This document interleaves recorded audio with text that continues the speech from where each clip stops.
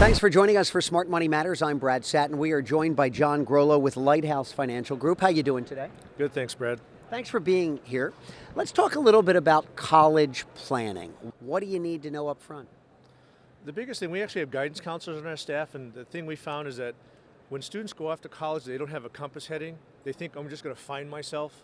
Those are the ones that don't make it, or they take longer to graduate, they transfer schools, lose a lot of money, and lose a lot of time. So at what point do you start planning for this? Honestly, 8th grade is great.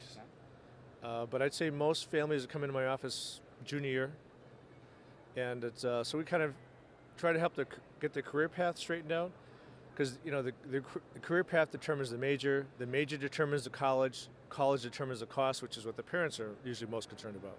And let's talk about responsibility here. Let's talk first parents' responsibility. What do they need to start preparing for? Obviously, the money side of things here. I'd say most parents that come to see me, their biggest concern is money. That you can start at birth, but it's really part of the things we focus on with our kids is how to make them marketable to the colleges. It's not just about GPA and test scores anymore.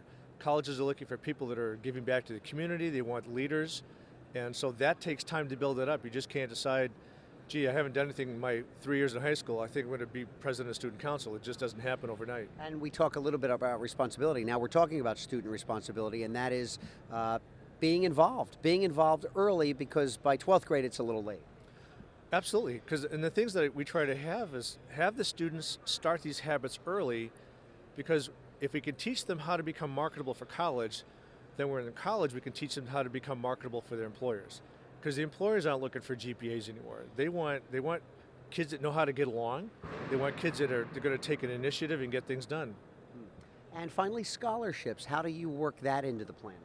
That's huge. Every parent tells me, where can we find scholarships? And I keep telling them, you need to find the schools that want your kids to go there, which is different from the schools the kids want to go to. Because if you find the schools that want you, it means you're above average. If you're an above average student, it means you're going to make the school look better. They'll give you money to go there. So 8th grade is really the time to start thinking about this, although on the money side of things, I would imagine even earlier. 8th grade is great, but I'd say it's not even on the radar screen for most people until sophomore year in high school and junior year. John, thanks so much for joining us. It was a pleasure. Thanks, Brad. Sure. I'm Brad Satin for Smart Money Matters.